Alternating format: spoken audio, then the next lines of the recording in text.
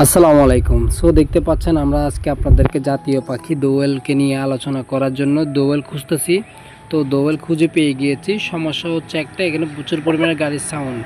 তো জাতীয় পাখি দোয়েল দেখলাম সকালবেলা ঘুম থেকে উঠি, আমার রাস্তা দিয়ে হাঁটতেছি, দেখলাম গাছের ডালে বসে আছে। তো জিজ্ঞেস করলাম মানে কি সমস্যা পাখি। তো পাখি মনে হয় খাবার খুঁজে পায় না আজকে। তো এদের সর্বোচ্চ প্রিয় খাবার হচ্ছে পোকামাকড়। সো এরা ধানের পোকামাকড়গুলো খেয়ে থাকে, যেমন ঘাস ফড়িং বলেন, মানে এই ধরনের পশু পাখিগুলো এরা খেয়ে থাকে আর কি। তো এদের আরেকটা বৈশিষ্ট্য হচ্ছে এদের গায়ে তিনটা রং থাকবে, হালকা বাদামি, কালো এবং সাদা। তো এদের ঠোঁট হচ্ছে লম্বা, এই ঠোঁটটা দিয়ে এরা খাবার সংগ্রহ করে এবং পা দিয়ে খাবারটাকে চিপে ধরে মেরে ফেলে তারপর খায়। সো এদের খাবারের ধরনটাও খুবই সুন্দর।